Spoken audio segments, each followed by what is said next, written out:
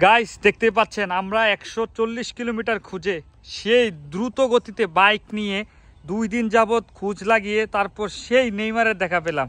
এই সেই নেইমার, যাকে এলাকায় সবাই নেইমার বলে ডাকে, কিন্তু নেইমারের সহযোগিতা, নেইমারের দেখাও পাইছি আমরা একটা ফুটবল মাঠে। দেখতেই পাচ্ছেন বিশাল বড় একটা মাঠে নেইমারের দেখা। কি জন্য? নেইমার বল নিয়ে ব্যস্ত ছিল। তুমি প্রতিদিন কি ফুটবল খেলো? নেইমার প্রতিদিন ফুটবলের সাথে জড়িত। তো নেইমারের সাথে কে আছে? নেইমারের একটা বন্ধুর সাথে এখন আমরা কথা বলবো। যে কি অবস্থা তোমার? ভালো, আপনি কেমন আছেন? ভালো আছি। তো যাও নেইমারের সাথে যাও, নেইমারের কাছে যে দাঁড়াও দেখি নেইমার। তো তোমরা ওকে কি বলে ডাকো এলাকায়? নেইমার বলে। নেইমার বলেই ডাকো? তো এলাকাতে ওর নাম কি এমনিতে? রাব্বি। রাব্বি। কিন্তু রাব্বি এখন নেইমারে পরিণত হয়ে গেছে। চেহারার গঠন পুরোপুরি মিল না নেইমারের সাথে। পুরো এলাকা তো তাকে নেইমার বলেই ডাকে। তো সে ফুটবল কেমন খেলে? ভালো। অনেক ভালো খেলে ফুটবল।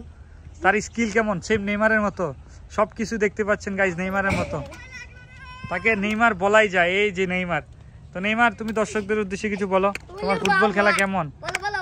তুমি কি কত ঘন্টা ফুটবল খেলো প্রতিদিন? 5-6 ঘন্টা ফুটবল খেলো।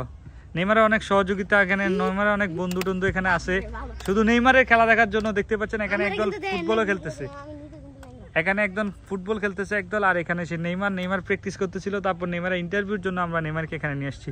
তো ধন্যবাদ নেইমার, তোমার সাথে আবার দেখা হবে। আর ভালো করে ফুটবল খেলো। আমরা চাই বাংলাদেশ ফুটবল টিমে তুমি একদিন চান্স পাও।